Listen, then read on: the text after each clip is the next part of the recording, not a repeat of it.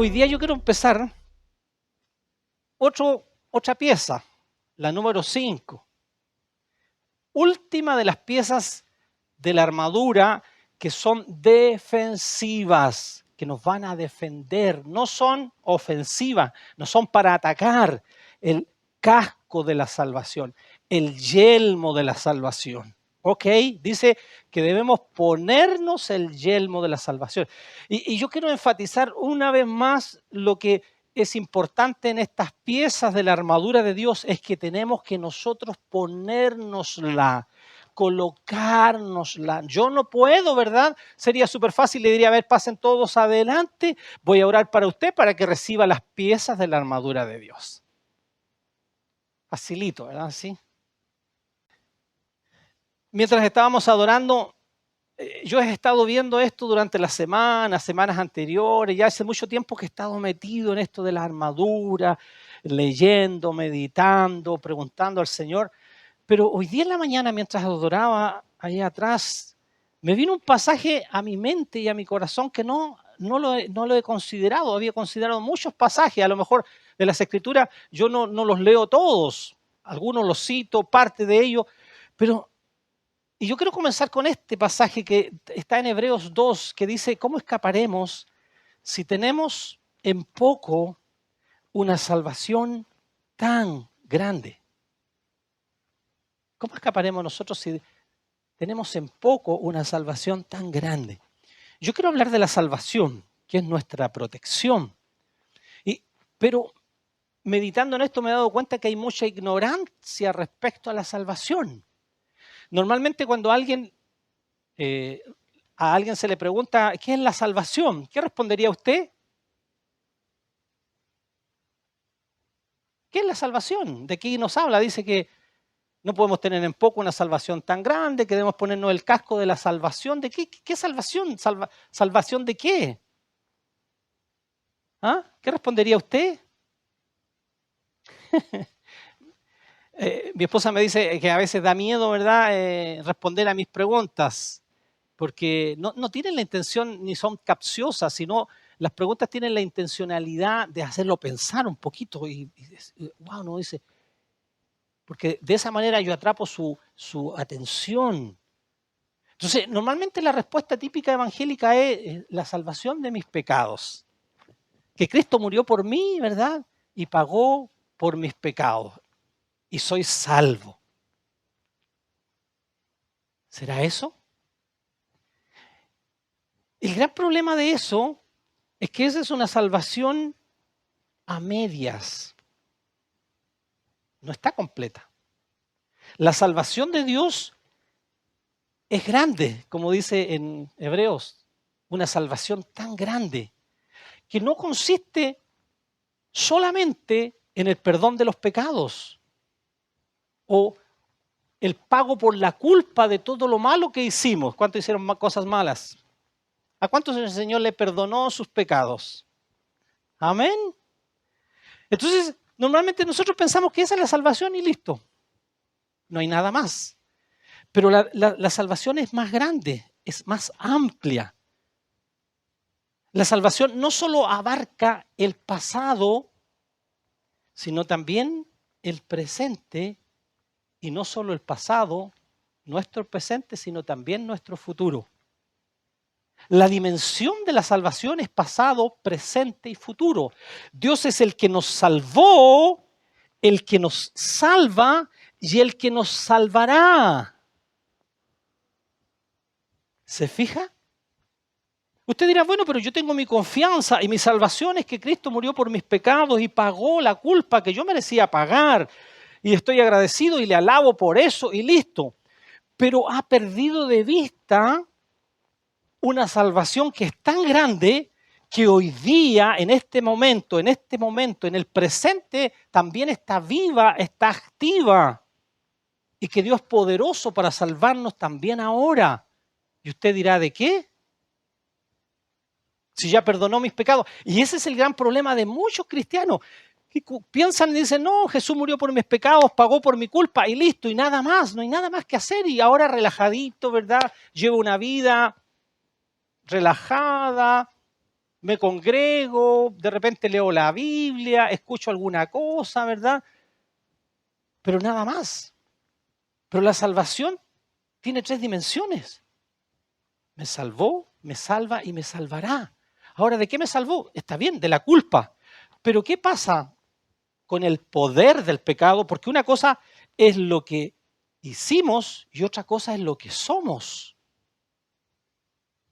Entonces también tiene Dios salvación y provisión para nosotros, para protegernos de una salvación presente.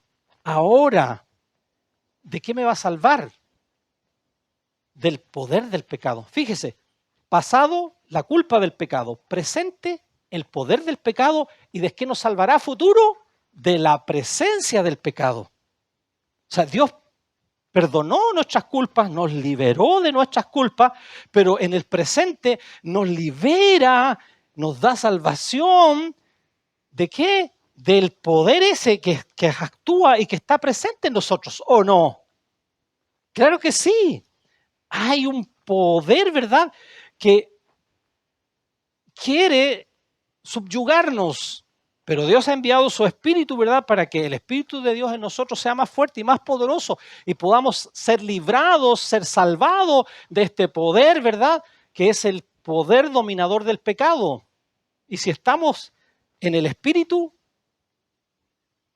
el pecado ya no tiene dominio sobre nosotros. Pero no todo está terminado allí. ¿Cuál es nuestra esperanza futura? Que un día vamos a ser librados, salvados para siempre de esta presencia. Ya no vamos a llevar, ¿verdad?, una naturaleza caída, corrompida, inclinada a lo malo. ¿A cuánto le alegra eso?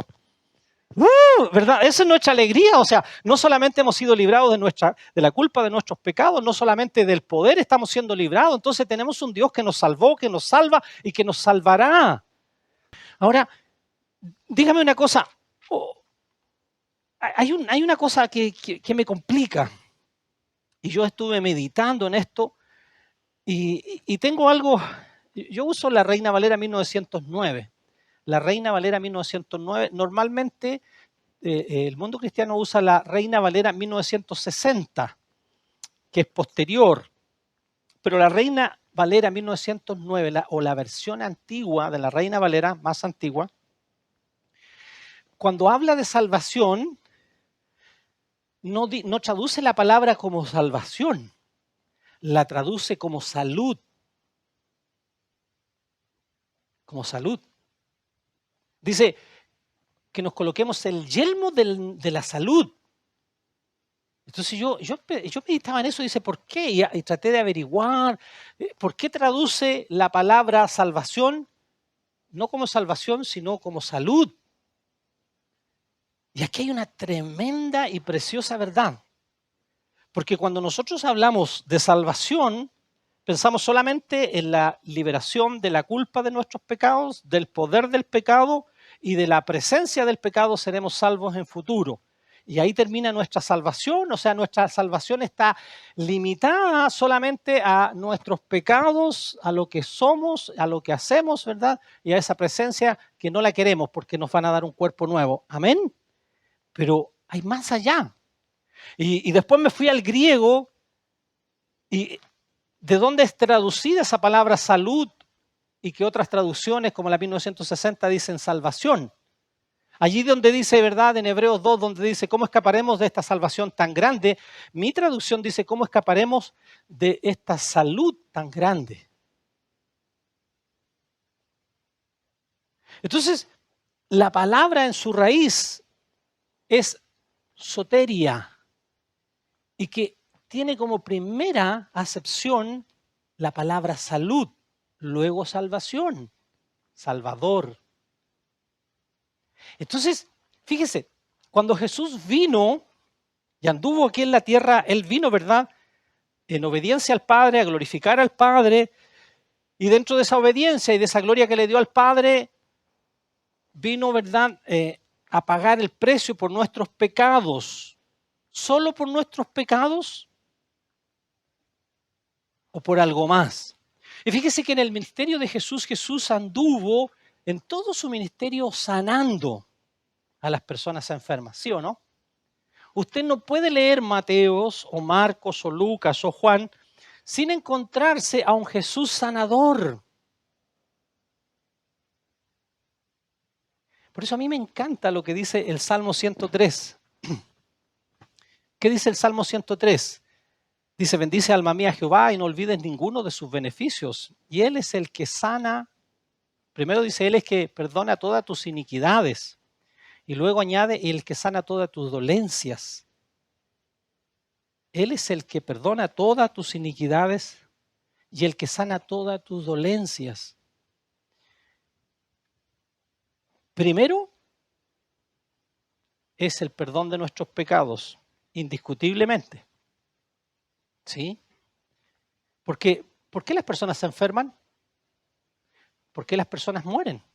Dios le dijo, no comas del árbol de la ciencia del bien y el mal, porque el día que de él comas, ciertamente morirás. Pero no murió Adán y Eva. No murió al tiro. ¿De qué manera murió? Sí, pero después, físicamente, ¿cómo murió? ¿Qué lo llevó a la muerte? ¿Qué es lo primero que llega? La enfermedad es el proceso por el cual, ¿verdad?, tú te vas a morir. El envejecimiento, ¿verdad?, se empieza a debilitar nuestro cuerpo, esta casa terrestre. Por eso el apóstol Pablo dice, si la casa terrestre, nuestra habitación o la tienda, la morada que nosotros tenemos ahora, se deshiciere, ¿por qué se va a deteriorar? ¿Por qué? Porque está establecido así, ¿verdad? Empiezan a llegar los años, y empiezan a llegar los achaques, ¿verdad? Y somos más vulnerables. ¡Pum! O sea, el hombre nace para morir. Entonces, cuando Jesús vino y Él andaba sanando a todo el mundo. Y esto me llama la atención. A todo el mundo sanó. ¿Fueron todos sanos en Israel? ¿Todo el pueblo fue sano o no? ¿Quiénes fueron sanos? Y esto me gusta a mí. Todos los que se allegaron a Él. Todos los que se acercaron a Jesús, Jesús nunca les dijo, no nos voy a sanar. Mira, oremos al Señor por si es la voluntad de Dios, que Dios los sane, los voy a sanar. Así fue Jesús, ¿o no? La Biblia es clara y determinante, dice que todos los que le tocaban eran sanados. Pero aquellos que no creyeron, aquellos que dijeron, no, Jesús, no, este es falso, no, ni siquiera acudieron a Él, no fueron sanos. Pero los leprosos que acudieron a Jesús fueron sanos. Todos los que acudieron, ¿verdad?, de enfermedades terribles, los endemoniados fueron liberados. ¿Por qué? Porque Dios tiene dos grandes bendiciones para nuestra vida. ¿Cuál es la primera? El perdón de nuestros pecados. Y la segunda gran bendición es la sanidad de nuestro cuerpo. ¿Me está entendiendo? A muchos les cuesta creer que sus pecados sean perdonados por simplemente o sencillamente por confiar en un Jesús que murió por él. Entonces muchos están pensando y creen que la sanidad física es, ¿verdad?, algo que Dios tiene que hacer. Algo que Dios tiene que hacer hoy día. Es como que nosotros creyéramos que Dios tiene que hacer algo para perdonar nuestros pecados. ¿Tendrá Dios que hacer algo para perdonar nuestros pecados hoy día? ¿Tendrá Dios que hacer algo para perdonar nuestros pecados? No, ya lo hizo. Pero nosotros cuando entramos en el terreno de la sanidad decimos, ¿qué tendrá que hacer Dios? ¿O qué tengo que hacer yo para que el Señor me sane? A lo mejor tengo que llegar a la hora, ofrendar mucho, trabajar, venir a hacer el aseo, no sé, predicar. Entonces tengo que hacer méritos para que Dios me sane. Fíjese, y muchas personas no son sanas porque cargan aún la culpa de sus pecados. Aún no han recibido el perdón de sus pecados y eso es lo primero. ¿Quién se acuerda del paralítico que los 4 amigos rompieron el techo y lo bajaron hasta donde Jesús estaba? ¿Cuántos se acuerdan? ¿Para qué lo bajó? ¿O para qué lo bajaron los amigos? ¿Cuál era la intención de llevarle el paralítico a Jesús? ¿Para qué? Para que lo sanara. Pero fíjese lo que Jesús le dice. Jesús no le dice, oh, qué bueno que lo bajaron, que vino hasta acá, hijo, sé sano. No. Lo primero que Jesús le dijo, tus pecados te son perdonados. ¿Y cuál era el problema del paralítico?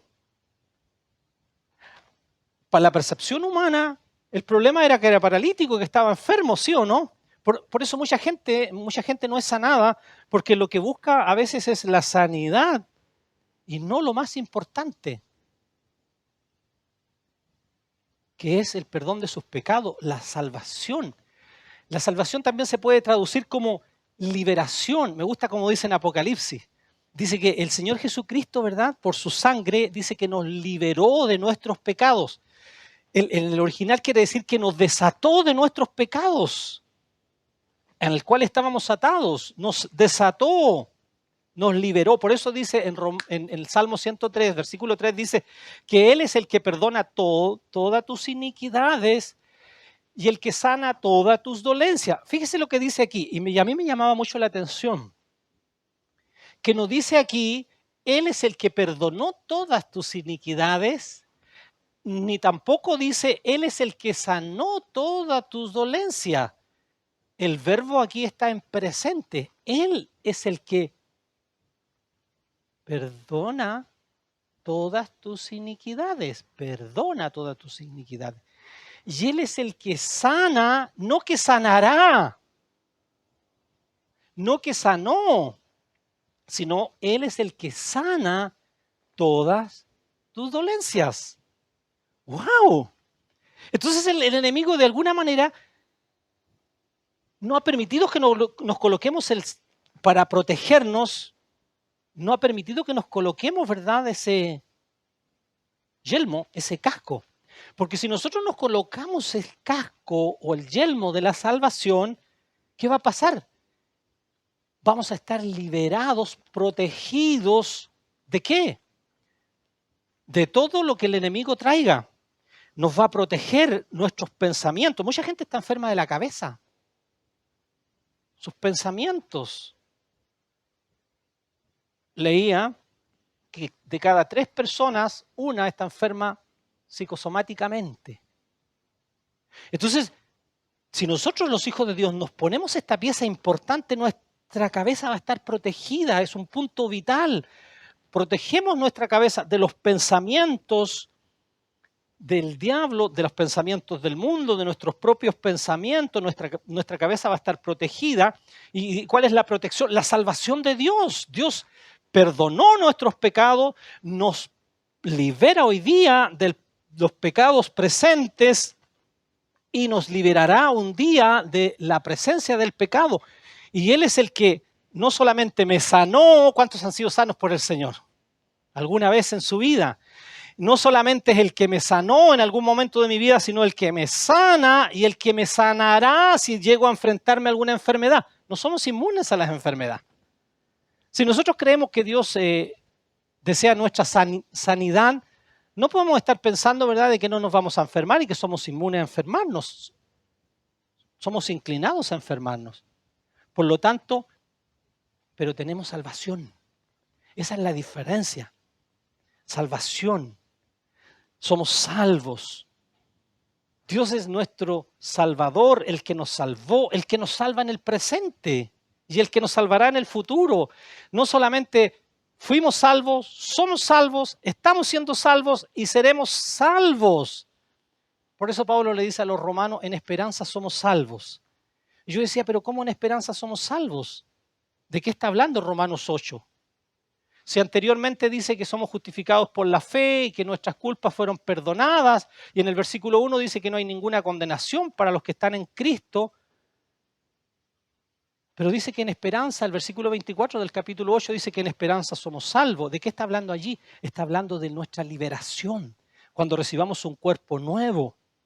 Entonces, ¿somos salvos? Sí. ¿Somos salvos de qué? De nuestras culpas, de nuestros pecados, de todas nuestras maldades. Pero también estamos siendo salvos. Entonces, ese casco tenemos que ponernos. Tenemos una salvación tan preciosa que actúa en pasado, actúa en presente y actuará en futuro. Pablo le escribe a los Corintios y le dice,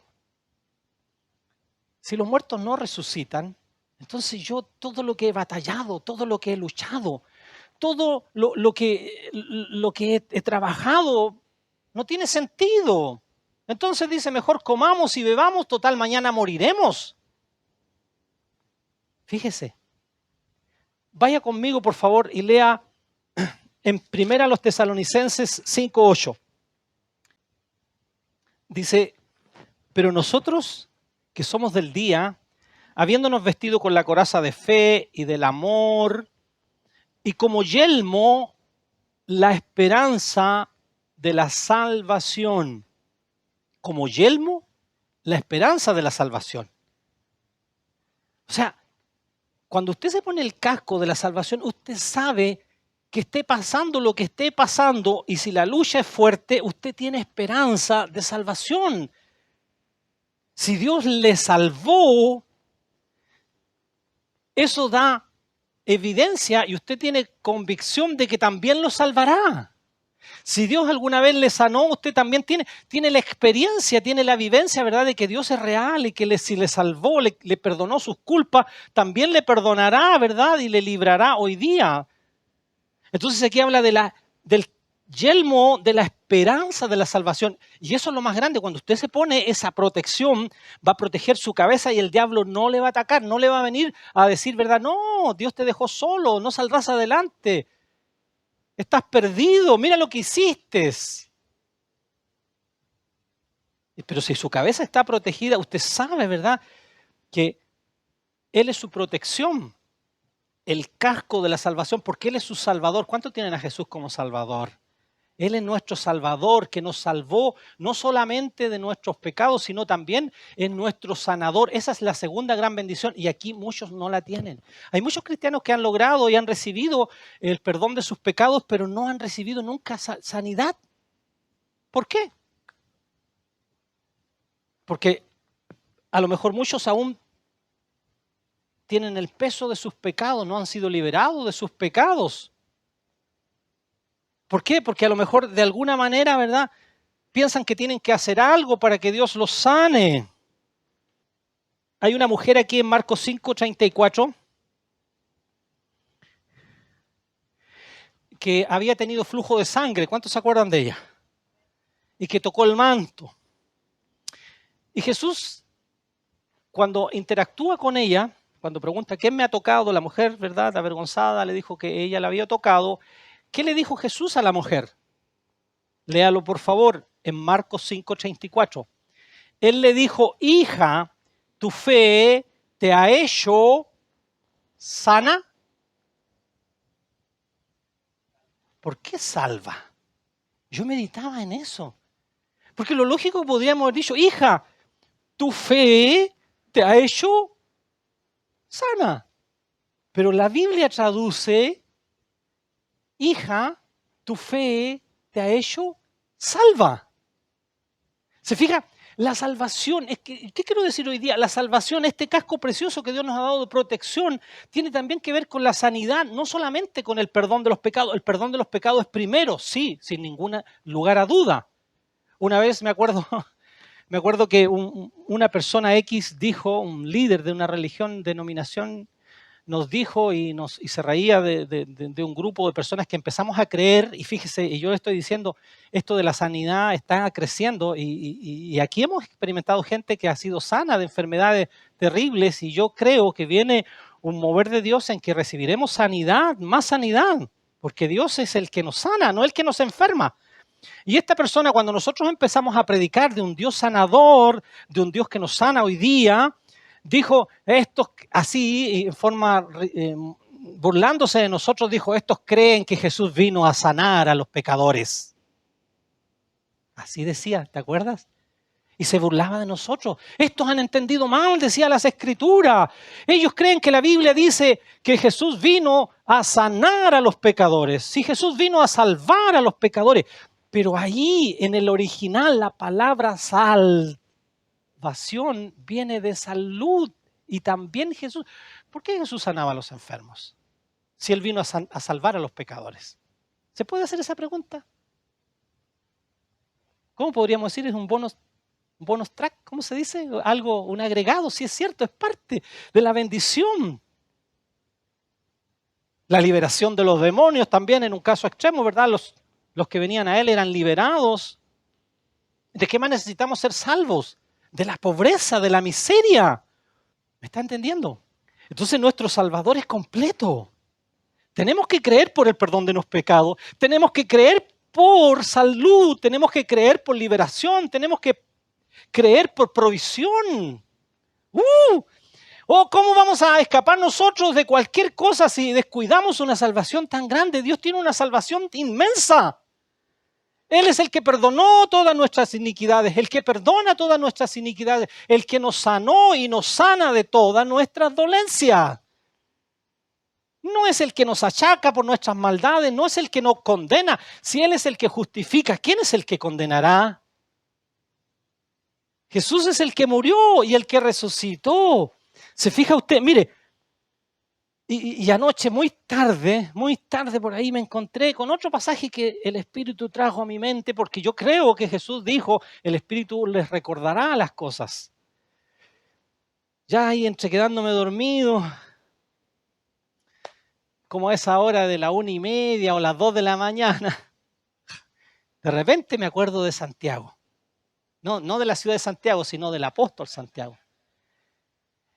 En el capítulo 5, en el versículo 15, el apóstol Santiago dice que la oración de fe sanará al enfermo. Léalo, Santiago 5, 15. Dice así. Eso nosotros podemos creer, ¿verdad? Que la oración de fe salvará o sanará. ¿Cómo dice? Dice la oración de fe. Algunas traducciones le pusieron para que la gente entienda, sanará, pero en el original es salvará al enfermo. ¿Qué quiero decir? Que si nosotros no nos ponemos el casco de la salvación, el enemigo nos atacará con enfermedades. Creeremos que son normales y naturales. Dios me mandó esta prueba. Tengo que soportarla. Es que Dios lo ha querido así. O sea, culpamos a Dios de nuestras desgracias, de nuestras miserias. Dios dice a través del profeta en el Antiguo Testamento, porque tengo planes de bien y no de mal.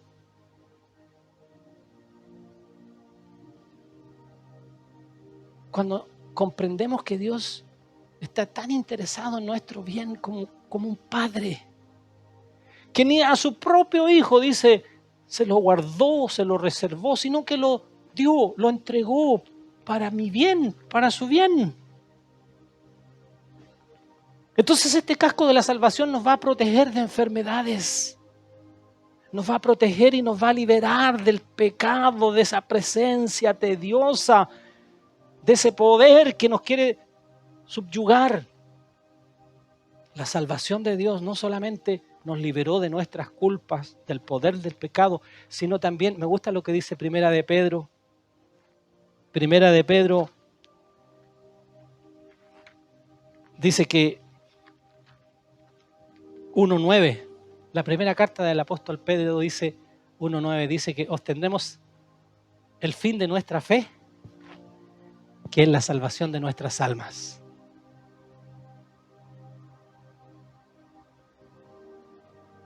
El casco de la esperanza de la salvación es que si aquí damos batalla, luchamos, si aquí dedicamos nuestra vida al Señor, nuestro tiempo al Señor, nuestros recursos al Señor, nuestros talentos al Señor, tenemos esperanza de una salvación preciosa, de un lugar maravilloso, en donde cada día lo aprecio más y entre más me desencanto del mundo, más anhelo irme. Este mundo seguirá en injusticia, en maldad. Pero Dios tiene preparado un lugar donde ya no habrá más dolor, no habrá más tristeza, más miseria. Tenemos una salvación tan grande. Tenemos una salvación tan preciosa que Dios nos ha prometido, obteniendo el fin de nuestra fe, que es la salvación de nuestras almas. Gracias a Dios, Amén. Colóquese en pie, alce sus manos, dígale gracias Señor porque tú eres el que me salvaste, el que me salva y el que me salvará. Amén. Allí con sus propias palabras, dígale gracias, tú eres mi Salvador del pasado, mi Salvador del presente y mi Salvador del futuro. La palabra de Dios dice en Romanos capítulo 10, dice un pasaje hermoso. Romanos 10, desde el versículo 10, dice porque con el corazón se cree para justicia, mas con la boca se hace confesión para salvación, dice su traducción. Porque con el corazón se cree para justicia, mas con la boca se hace confesión para salud. Porque la Escritura dice, todo aquel que en él creyere no será avergonzado. Porque no hay diferencia de judío y de griego, porque el mismo que es Señor de todos, rico es para todos los que le invocan. El Señor es rico para todos los que le invocan. Si usted le invoca para perdón de pecado, tendrá perdón de pecado. Si usted le invoca para salud física, tendrá salud física. Si usted lo invoca para liberación económica, a lo mejor, Él es rico para todos los que le invocan. Así que nunca dejemos de invocar al Señor porque Él es nuestro Salvador. No solo el que perdonó nuestros pecados, sino el que sanó y sana todas nuestras dolencias. Amén. Señor, creemos en esta hora por sanidad. Tu palabra dice que tenemos salud de parte tuya. Gracias, Señor, porque tú eres el que perdona todas nuestras iniquidades y el que sana todas nuestras dolencias. Tú enviaste tu palabra y los sanaste. Gracias, Señor. Gracias porque la salvación no está solamente limitada, Señor, al perdón de nuestros pecados, que es precioso, que es grande, es una gran bendición, es lo primero, sí es cierto. Pero también hay salud,